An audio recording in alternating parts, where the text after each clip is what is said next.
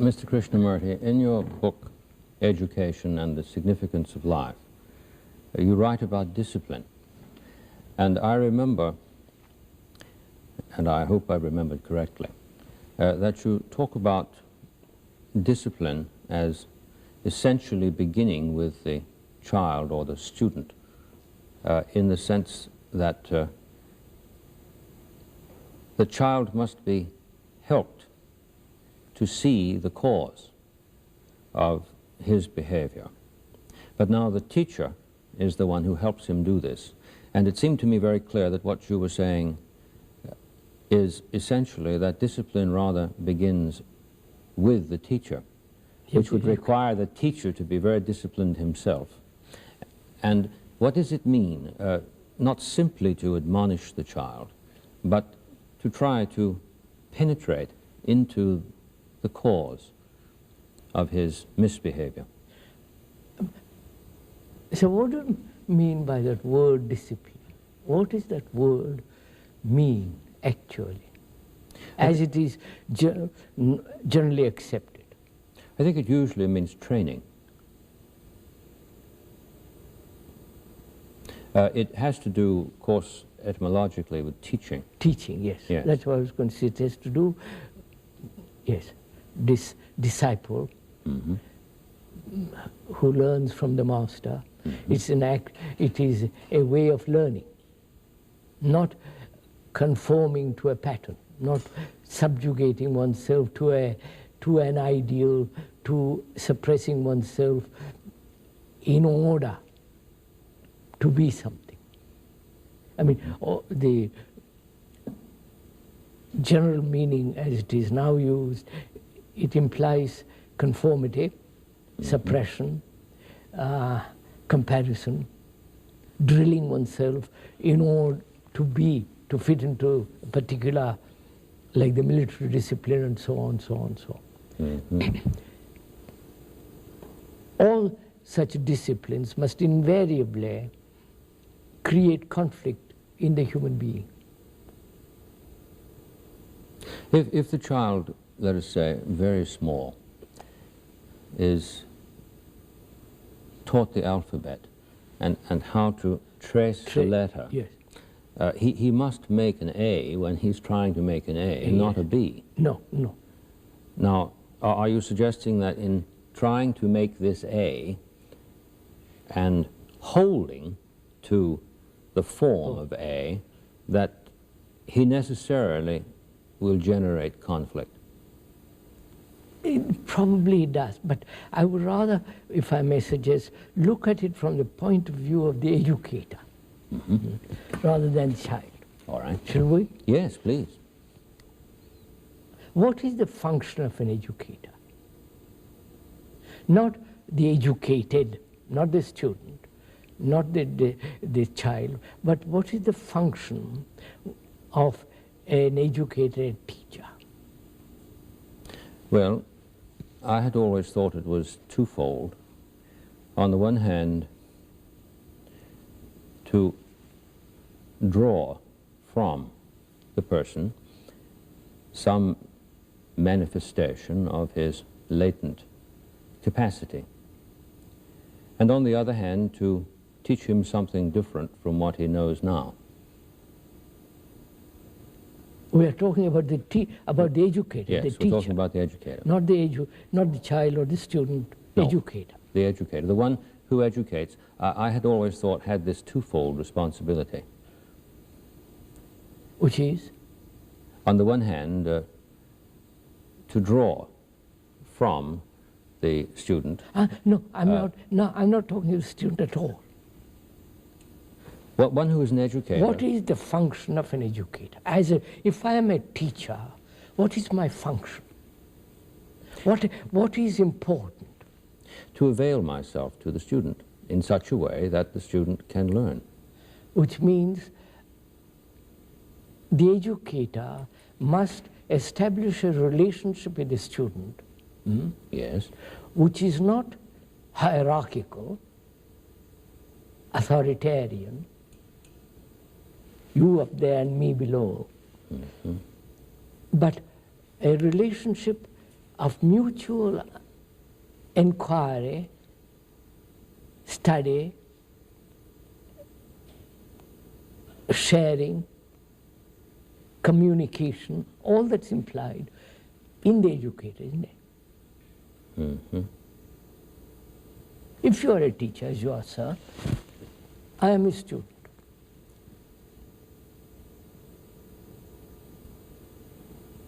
If you are the educator, you must establish a certain relationship with me. Mm-hmm. Is that relationship based on giving me information? No, no. Is it based on this sense of you know, I don't know? Partly. Partly. The meaning, the significance, the authoritarian background of you know, I don't know. Therefore, there is an assumption of authority in that. Do you mind if we go back to the little child? Yes, all right. It is the case that the teacher does know how to make the A, correct? But we'll come back to that. Oh, all right. We'll come back to that. But right. I'm just wondering, what is the quality of relationship between the teacher and the student?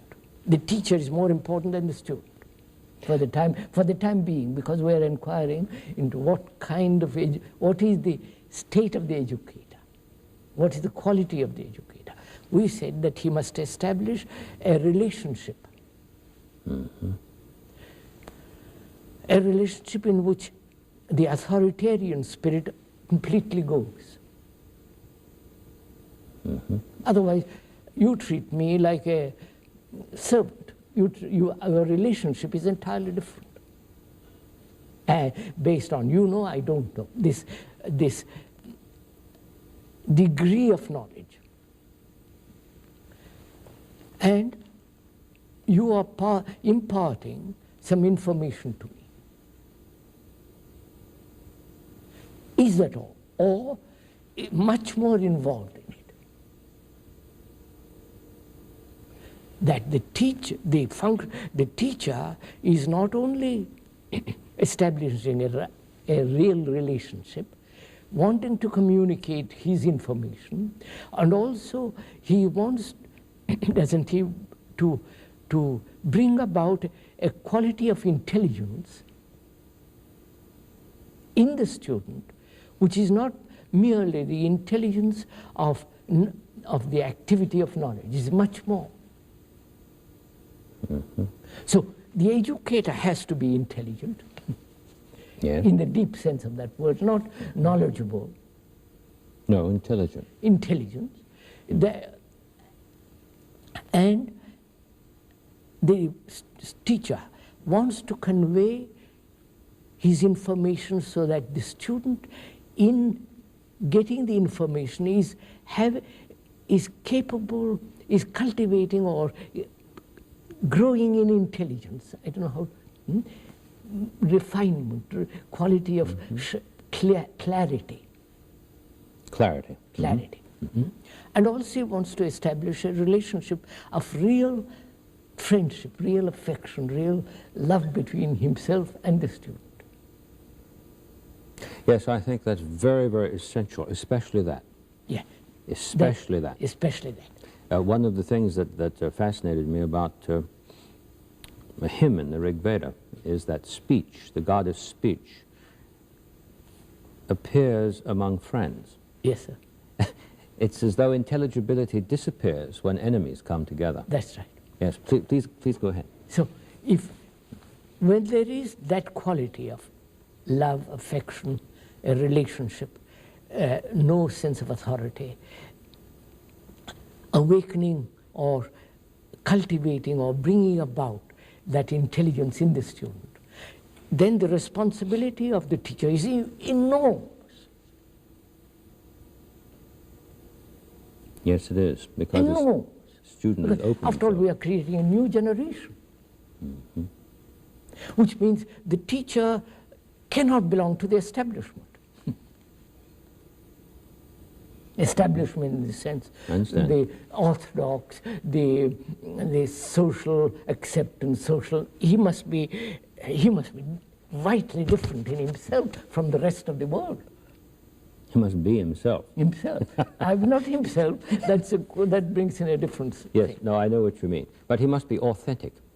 He must be authentic and integrity. I mean, it's not just say one thing, do it, so that when in the presence of the teacher, the student feels completely secure. Mm-hmm. Mm-hmm. Because with the teacher, he's at home. Not with the family, because the family is too, they have their own problems, their own ambitions, their own greed, you know, they're fighting it. With the student, with the teacher, feels, now at last here is somebody who really cares. This raises a question I should like very much to ask you, Mr. Krishnamurti, about two apparently radically different notions of education. I've always been very impressed with the understanding that I think Indian culture has about the need for the student to abide with the teacher on the basis the old tradition. Of true interpersonal relationship. He lived in the house of the teacher. Yes. He was part of the family of the teacher. Yes, yes. He was brought up with the teacher's children, so that he was the parent. Mm-hmm. Not the mother and father, but he was the real parent who cared for him immensely. Mm. Mm. And when you establish that kind of relationship with a student, I want to learn from you. Mm-hmm. I want you to tell me. I'm awfully eager to find out what you know.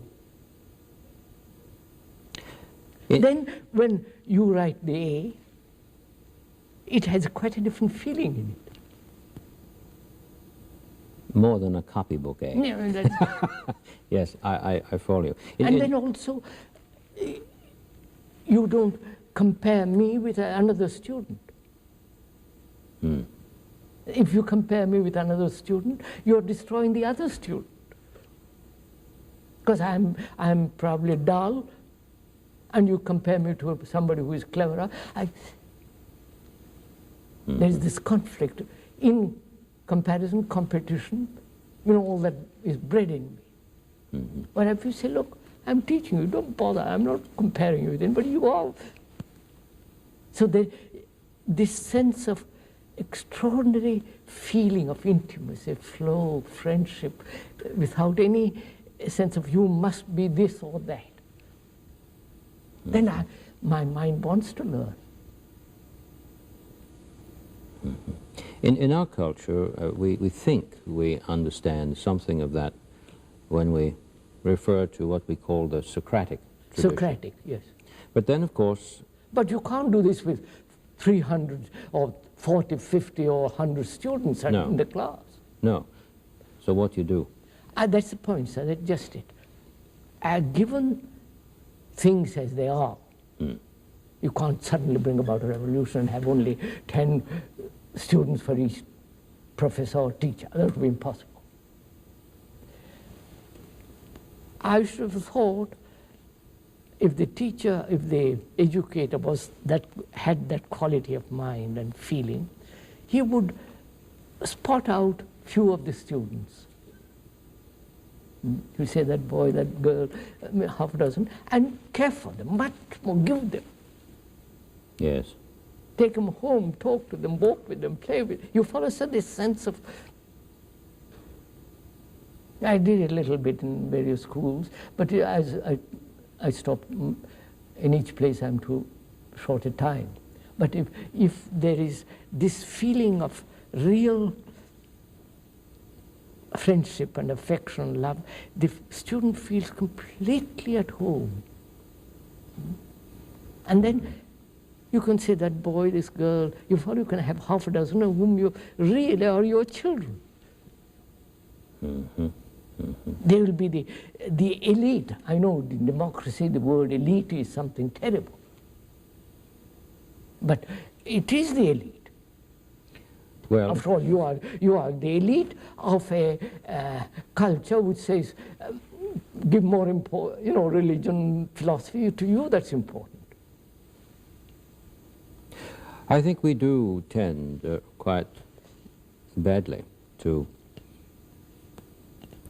get upset about a distinction of that sort, because after all, in the last analysis, surely what is meant by elite is simply that somebody does what he does well. Yes, I mean, if you're a good, first-class carpenter, you are an elite. That's right. If you love carpentering, not because you're going to get $8 or $10, $15 a day, you make it $15, but the thing in itself. Well, we have generated a rather curious notion. It does seem to me altogether a dysfunctional one. Yes. And I'd be very grateful for your light on this. I've never taught in grade school or high school, so I'm only talking about what I've heard and read. But we did begin some time ago, if I'm not mistaken, a tendency to level the performance of students. Of course. So that if a student is gifted, bright, and devoted to his task, he's naturally going to excel. But we must be careful somehow or other that we don't really encourage him too much in that, for fear that the disparity in comparison will... But after all, if I'm the educator, I want him to excel. Of course, exactly. Not excel and get benefit or exploit others.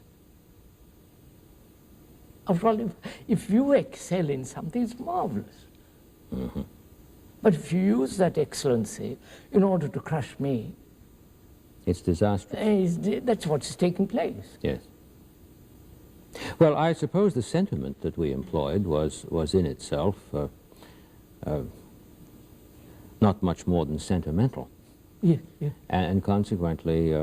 it becomes cruel. It turns out to be cruel, because sentimentality always becomes cruel. Becomes cruel. Yes, I know. It's awfully hard to make that point in a class of 50 or 100 people, because we do cherish the things that we hold sentimentally. That's why I feel the educator is far more important than the student. Yes, I understand. Yes, that's why I wanted to hear what you said about discipline beginning with the educator rather than the other way around, with the student. There's another question I should like to ask you, if I may, about the idea of a child's behaving badly in the sense of becoming a disciplinary problem. On the one hand, there's a clinical approach to that, in which one might say, well, now let's get behind it. Let's look into the cause of it. Cause of the analytical process, yes. But is bad behavior necessarily caused? Would it not be quite possible for somebody just to decide that he's just going to behave badly? And then it becomes a neurotic. It is quite a different thing. But why does, in the modern world, children are so violent, Yes. so disorganized, so, you know what they are, you see them all over the world. Why? Is it the society in which they live, parents who have really no affection for them, though they you follow, they say, yes, we love our children, but a society, a group of parents who allow their children to be killed in a war, You follow, sir? Yes, yes, I'm following. Though they say we love our children, they shed tears when they get killed in Vietnam. But it is this sense, I feel, that of utter lack of love for the children. Because they are concerned about themselves, their look, their hair, their dresses, you follow their nails, God, you look at the commercials and you see how tremendous self-concern. In terms of what we said earlier, then, we'd say that they don't see the child. No, they don't. They don't want to see the child. Because if they see the child, if they see what is going to happen to the child, they would be horrified. So they cover it up and send him off to school, or get rid of him. And the home is no longer a real home. And therefore they become delinquents, naughty, and all the rest of it. But if the teacher says, I'm going to give you a home, you are my children, you follow, sir? Yes. Then you create something new. Not all this tremendous technological information, which is necessary, but this importance of it. And therefore you turn out people who don't care for anybody. And you have this perpetual wars. If the mothers in America really said, look, we love our children, I'm not going to allow my child to be killed anymore. Doesn't matter what happens to him, I'm not going to allow it. The war would end tomorrow. But they don't care. They care for their security, for their pleasure. You follow the whole Yes, I do. ugliness of self-concern. For a long time, we've had the notion in education that how to teach can be taught. We speak about professional education. I know. And sometimes the disagreements between the academician solely on the one hand and the man of the classroom on the other become rather severe. But in your view of education, would it be the case that you could really teach someone how to teach? I think so. So what is the point of education? Why do I want to be educated? Why should I be educated? To fit into this thing? To be killed? To fight for the rest of my life? Die fighting and die with endless problems in myself? What's the point of education? I know several people who are top mathematically, philosophically, taking work, and their life is so shoddy, meaningless. They know it. And they say, my God, why did I ever even go to a college to end up like this? Unless, I mean, one understands the total meaning of living, merely to be educated to be a first-class engineer, what the heck could it all mean? So some people have written rather cogently and persuasively that Plato's Republic is really not a political treatise, but after all, really a philosophy of education. And in terms of what you've said, some of what Socrates has remarked in that dialogue would seem to relate. For instance, Socrates' idea that justice is the internal order of the soul, and all the weight is brought to bear upon ordering oneself interiorly so that the work of justice, which is ordered to external things, is done well. This must have something to do, if I have understood you correctly, with your requiring that the teacher first of all be able himself to see. Obviously, so I mean, right. I see. And if the student is like those people who say don't smoke and smoke, you follow? It is no meaning. Mm.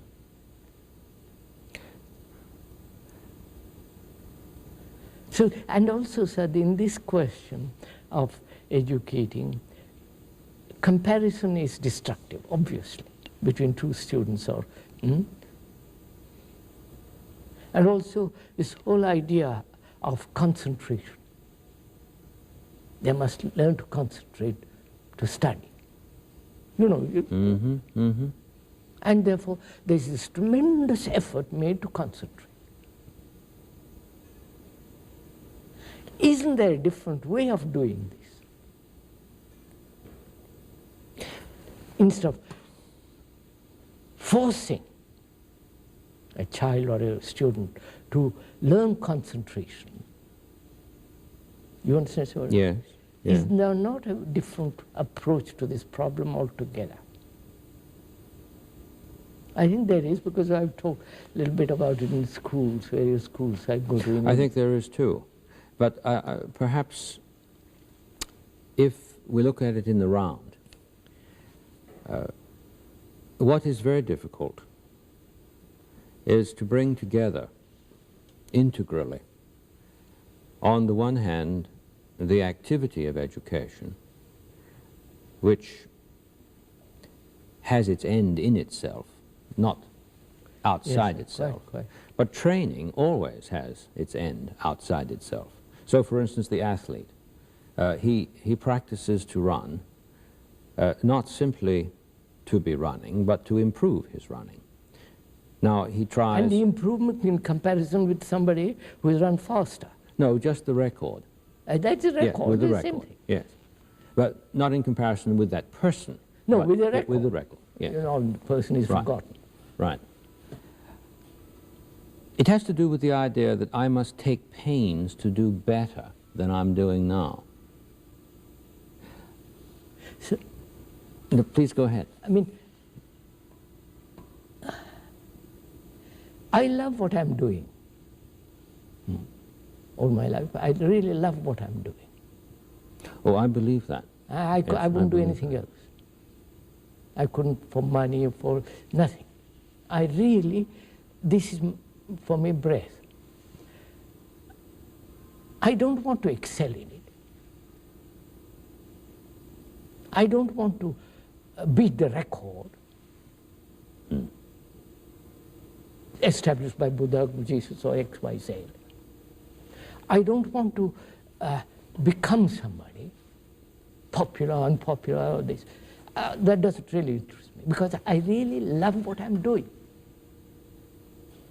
The love of what I'm doing excludes everything else. And that very love is the most highest form of excellence. Yes. Yes, it just occurs to me it's a loving thing to see you love it. Yes, I do understand. And that if the educator can convey this feeling, not to the 300 students, but to the 10 who he feels are can do something, they will, you follow, they will excel without competing, without saying I must beat the record. Love makes one tremendously efficient.